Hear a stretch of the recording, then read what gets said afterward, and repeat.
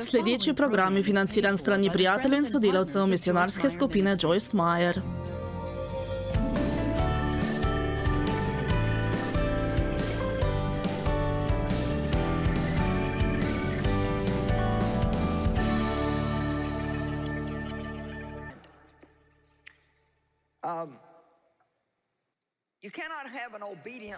Danes vam želim govoriti o vašem umu.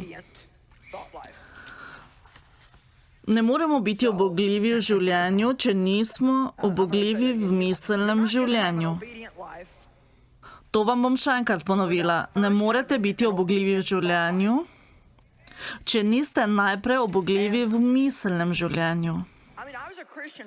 Mnogo let sem bila kristjanka, zares mnogo let in sem ljubila Boga, pa vendar nisem mogla razumeti, zakaj imam tako veliko težav. Tudi nisem razumela stvari glede svojega uma. Mislila sem, da si ne morem pomagati glede tega, kar si mislim.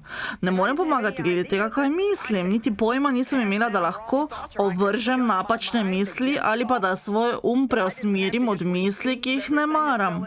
Tako mi ni potrebno sprejeti vsega, kar mi pade na pamet in vzeti to za svoje, ter kar naprej premlevati o tem. O čem ves čas premišljujemo v svojem srcu in v umu, to pride ven iz naših ust. Če se naučite prisluhniti sebi, se boste naučili veliko o sebi, tudi kaj takšnega, česar morda ne bi radi vedeli. No, kaj pa glede skrbi? Zakaj smo zaskrbljeni? No, zaskrbljeni smo, ker poskušamo razvozlati in postaviti v red svoje probleme. Ne pravim, da nikoli ne najdete dobre ideje za svoje težave, vendar to je res redko. Vsaj to je moje izkustvo. Lahko pa molim in Bog mi bo naklonil dobro idejo za moje težave. Jo boste dobili odtot, pride od tu zgoraj in se usidra tukaj, ne prihaja od tam zunaj, da bi se ustalila tukaj. Dajte no. Vi ste duh. Duhovni del je najgloblji del vašega bitja. Imate dušo, živite v telesu. Veste, da se prav sedaj ukvarjam z nekom, ki poskuša razumeti Boga. Kdo je Bog? Razložiti mu moram različne religije, kakšno vlogo ima znanost in vse te stvari, veste. Mislim, to je tako zapleteno, niti ne vem, kako bi mu odgovorila. Niti nisem tako bistra, da bi se v to poglobila in mu poskušala na vse odgovoriti. In vesela sem, da nisem, kajti včasih, če si tako pameten, ne moreš verjeti v nič. Amen. Veste, da niti ne gledam vseh teh razlag na televiziji, ki hočejo razložiti, kdo je Bog. Jaz vem zase, vem, kaj je on storil zame v mojem življenju. Bog mi je dal neko misel, ki jo želim podeliti s to osebo. Boga ne moreš najti svojo glavo. Najti ga moraš v svojem srcu. Ne morete najti Boga s svojo glavo in če boste to poskušali, se vam ne bo nikoli išlo v življenju. Samo z razumom ne moremo poiskati vseh odgovorov na naše probleme. Posedujemo mesa in duha. Danes vam bom govorila o tem, kako se naučiti uporabljati duha in dopustiti, da vam bo Bog spregovoril v vaši notranjosti. Pa naj se to pokaže kot notranji mir, kot modrost, kot Božja beseda, kakšna druga potrditev ali pa tih glas. Bog hoče biti vpleten v vodenje našega življenja, da nam pokaže, kaj storiti. Včasih boste molili glede nečesa, kaj storiti v dani situaciji in čutili boste, da ne dobite nobenega odgovora in na to boste začutili, da Bog ne govori vedno s tistim mogočim glasom. Kot grom. Bog je govoril. Veliko krat boste dobili odgovor in bo zvenel kot tih glas v vaši glavi. Kajti Bog bo povzročil, da se naše misli pokrivajo z njegovo voljo. Tako pravi Svetopismo. A ste to vedeli? Mogoče mislite, da je vse narobe. In molite. Naslednja stvar se bo zgodila, mogoče še isti dan, mogoče naslednji dan, da se boste zavedali, kot da imate končno neko dobro zamisel. No, ne tako zelo dobro. Imam zares dobro zamisel. Ne, Bog je povzročil, da so se tvoje misli poistovetile z njegovo voljo. Ko bomo enkrat stopili v takšno duhovno razsežnost, ali da bi vsaj poskušali vse razumeti, Od tega vas začne boleti glava. Hodili boste naokrog z mrkim pogledom in boste povsem zmedeni. Zdelo se bo, da nič ni prav. Mislim, da se vsak izmed nas kdaj vznemiri glede različnih stvari. Vendar je to tako, kot da bi sedeli v gugalniku in bi se ves dan zibali. Zaposleni ste, vendar ne pridete nikamor. Poslušajte me sedaj. Skrbi. Skrbi in zaskrbljenost vam prav nič ne koristijo. Skrb ne razreši vaših problemov, vendar pa lahko mogoče poveča vaše probleme. Ali vam lahko dajem nekaj napotkov? Nadomestite vaše skrbi z molitvijo.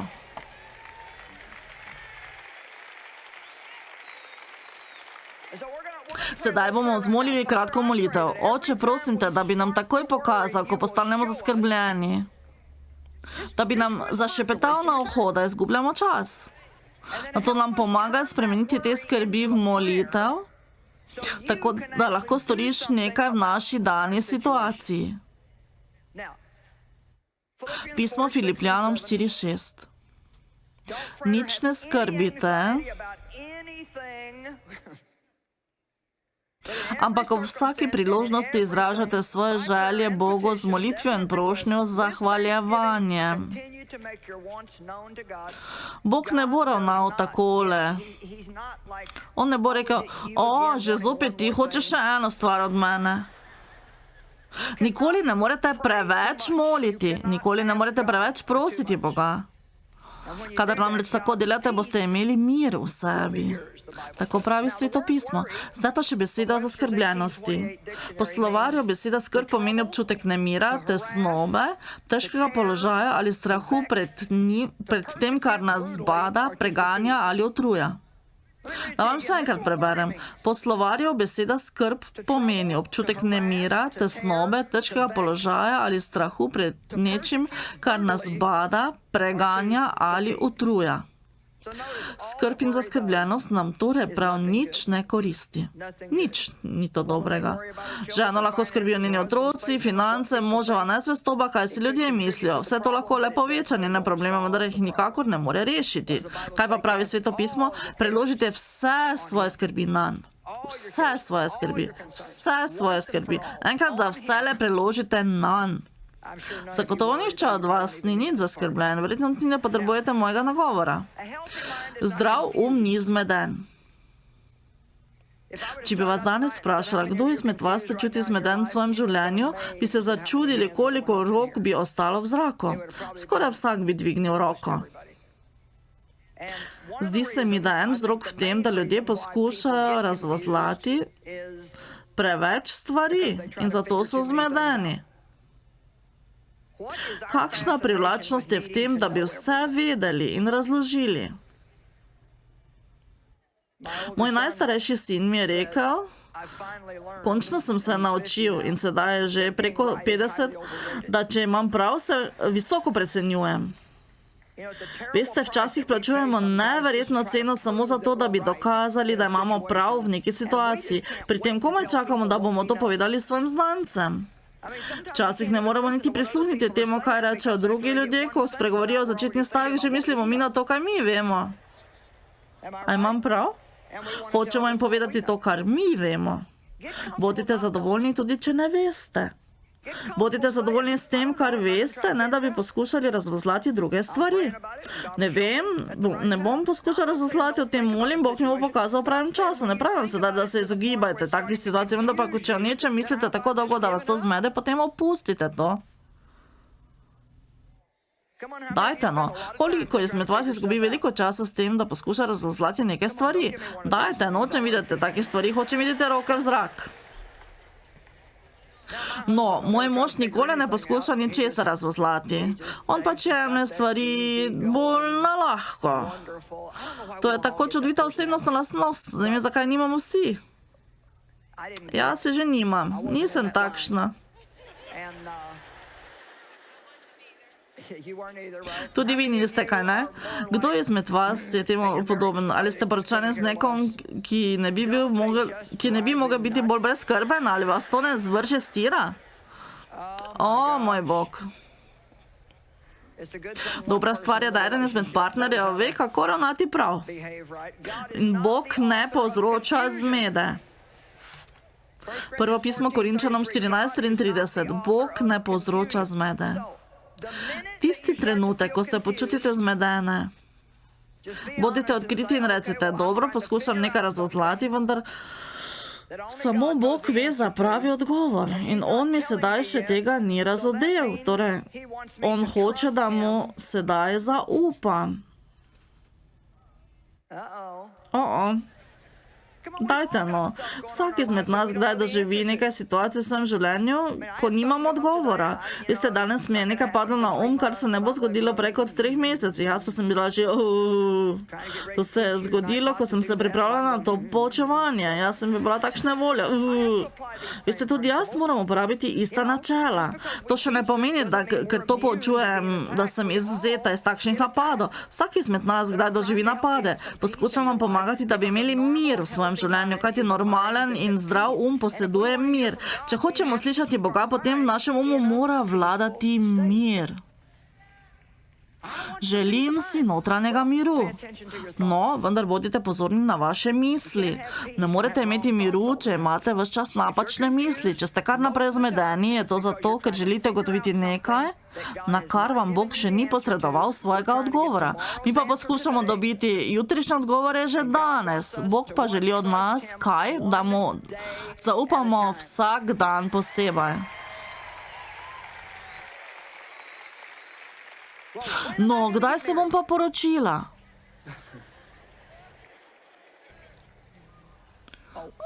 Kdaj se misliš spremeniti? Bog daj, zakaj, Bog, zakaj? On pa hoče od nas slišati le eno. Zaupam ti, Gospod. Moj čas je v tvojih rokah. 4 stvari nam povzročajo zmedo. Prvič, pomanjkanje zaupanja, da bi napravili odločitev. Drugič, če poslušamo preveč ljudi. Moj Bog, ne zapravljate časa s tem, da hodite okrog svojih prijateljev in sprašujete, kaj naj storite. Večina izmed njih niti ne ve, kaj naj oni storijo. No, kaj pa misliš ti, da bi morala storiti? Bolje, če kdaj dobite odgovor, da ga sploh ne poštevate. Kar mi sedaj pade na bi rekel... Mislim, zares ne potrebujete nekaj, kar nekomu drugemu pade na pamet. Če boste iskali nasvet pri nekom drugem, potem pojdite vsaj k komu, ki ima duhovno modrost. Nekdo, ki zna razločevati in se bo vsaj majčkeno potrudil, da bo prej molil, preden vam bo posredoval kakšen odgovor. Joyce, kaj pa misliš, da bi naj storila? Kaj misliš, da naj storim?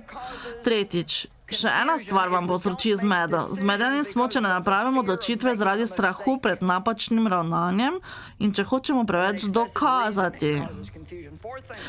Četrtič, če nimamo zaupanja, da bi napravili odločitev. Če se odločimo, da ne bomo napravili odločitve, je to še vedno odločitev.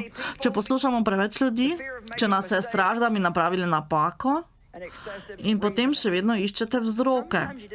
Včasih morate samo opustiti razmišljanje za nekaj minut, se umirite in pogledate, kaj je v vašem srcu.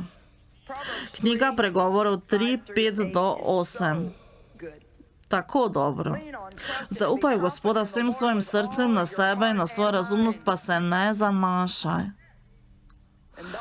Na vseh svojih poteh ga spoznavaj in on bo uravnaval tvoje steze. Zelo rada imam prvi del stavka v 7. vrstici. Ne imej sam sebe za modrega. Nočem vas žaliti, vendar vam povem pa v resnici. Nismo namreč dovolj pametni, da bi lahko razrešili svoje probleme. Potrebujemo Božjo pomoč in to v veliki meri. Na to nam 8. vrstica pravi, to bo zdravilo za tvoje živce, kite in mozek, ter poživilo za tvoje kosti. Torej, lahko vaš vpliva na vaše zdravje. Vi ste lahko tako zaskrbljeni in zbegani, da od tega zbolite. Kajti strah, bojazen in zaskrbljenost lahko povzročajo številne bolezni. Jezus pa je rekel, prišel sem, da bi imeli mir. Svoj mir vam dajem. Moj mir ne ostane z vami. Ne dopustite si, da bi bili vznemirjeni ali razburjeni. Janez 14:27. Če namreč on rekel, da naj si ne dovolimo vznemirjanja, potem lahko storimo nekaj glede tega, če le hočemo.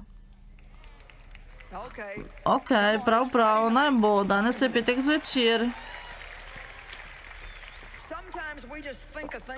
Včasih hočemo nekaterim stvarem priti do dna, tako dolgo mislimo o neki stvari, da smo že čisto nori.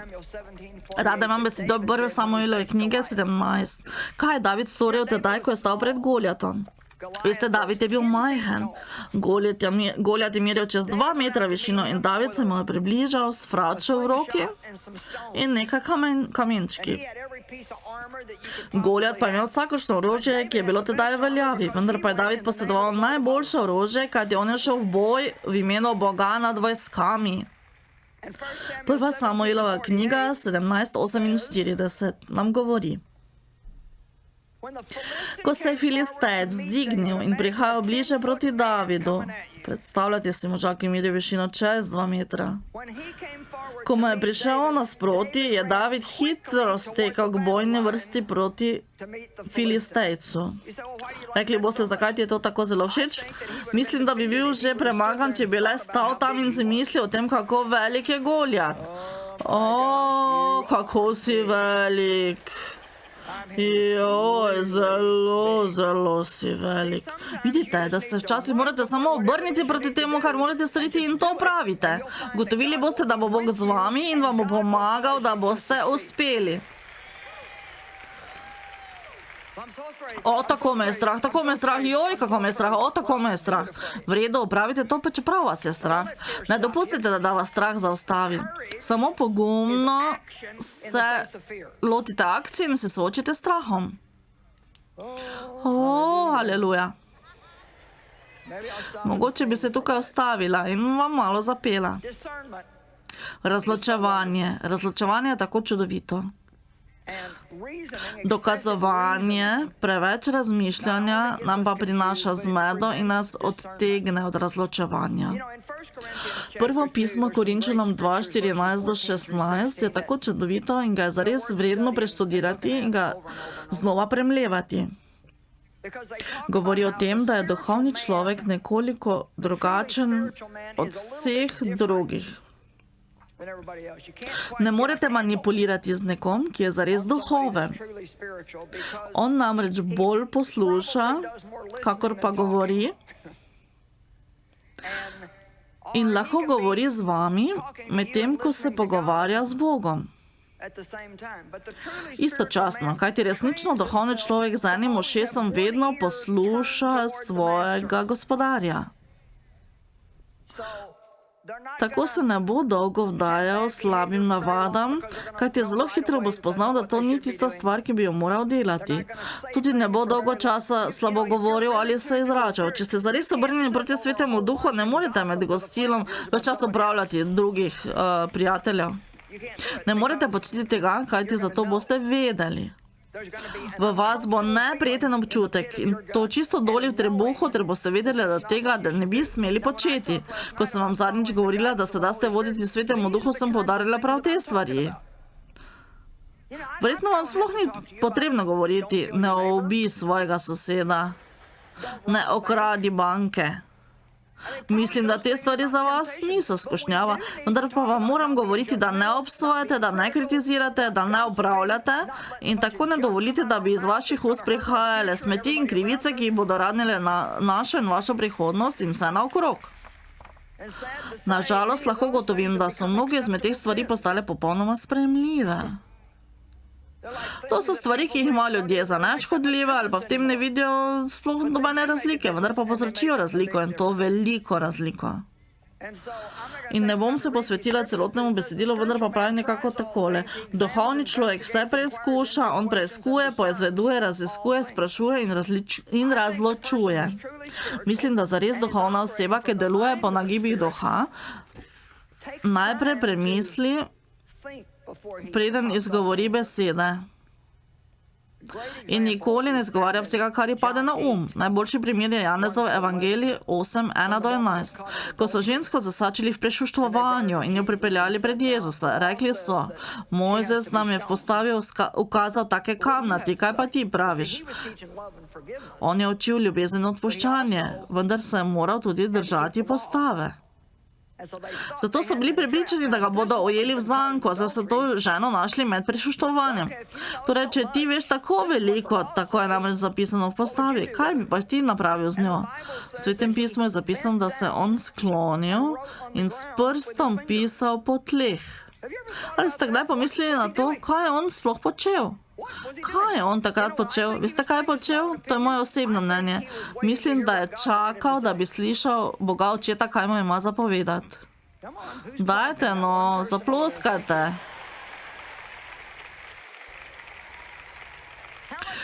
Koliko manj težav bi imeli, če bi premišljevali nekaj trenutkov, preden izrečemo besede, ki se nam porodijo v glavi. In pritiskali so na Jezusa, da bi jim odgovoril. On se je vzravnal in rekel: Kdor izmed vas je brez greha, naj prvi vrže kamen vanjo.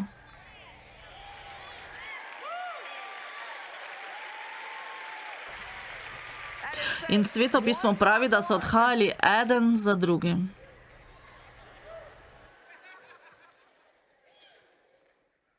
Kadar je kdo, ko je kdo zares smešen, ko ti govori traparije, potem Sveto pismo pravi,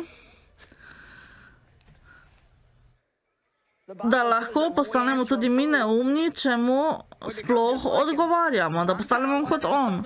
Učim se prepoznati nekatere okoliščine, ko določena vprašanja ne dosežejo kriterija za odgovor. Mislim, ne bom se niti potrudila, da bi ti odgovorila. Če bi nam uspelo biti tiho, potem bi lahko Bog ravnal s temi ljudmi. Ne, da se mi vtikamo in poskušamo prepričati vsakogar, kar bi po našem moral storiti. Zdrav je nekaj pozitivnega. Razmišljanje v pozitivni smeri. Zdrav duh ne razmišlja samo o tem, česar nima, ampak o tem, kar ima, kar poseduje.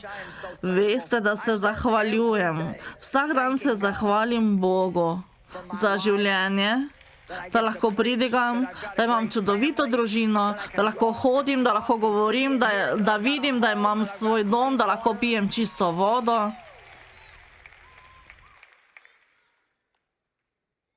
Ko boste danes prišli domov, si vzemite 5 minut časa in napišite 7 stvari, za katere ste hvaležni. Zahvalite se. Veste zakaj? Za trenutek se bom ustavila pri tem. Če so tukaj ženske, ki imajo za moža nekoga, ki počne te in one stvari, ki vam niso všeč, potem morate vedeti naslednje. Bog jih ne bo spremenil, dokler boste nad njimi godrnjali. Vem, da so sedaj moški v sledečem razpoloženju. Rad imam to žensko, zelo mi je všeč. No, imam tudi vam nekaj zapovedati.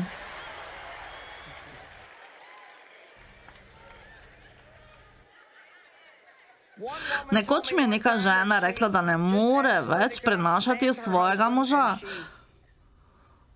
Hotela ga ljubiti, vendar ga ni mogla več, nič na njem ji ni bilo všeč. Naslednje je zelo zanimivo. Bog je končno razodel, da ne more ljubiti svojega moža, ker ves čas gleda samo televizijske nadaljevanke in išče visoke, temne, čedne, mlade moške, ki pridejo domov z vrtnico in so tako romantični in vse, kar izrečejo, je kot naročeno. Njen mož pa je le nekoliko zaobljen, starejši, prihaja domov pozno zvečer, umazan in preznojen, potem ko je ves dan kopal jarke. Ona pa je imela pred njem naslednji občutek.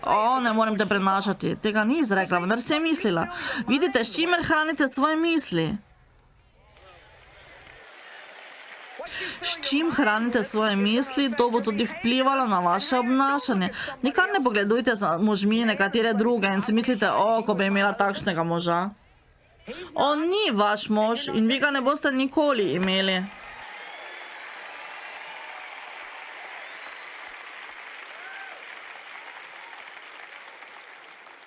Kdo je pripravljen pokloniti svoj Gospodu? Veste, kaj to pomeni? Če vam pokaže nekaj, česar ne bi smeli misliti, potem morate svoj takoj oddaljiti od tega. Vzemite Božjo besedo in uporabite na mesto one stvari. Kam grejo naše misli, tam sledi tudi srce. Če boste dovolj dolgo premišljali o neki stvari, boste tudi storili. Kajti mnogokrat se zgodi, da počnemo stvari, ki jih sploh nočemo storiti.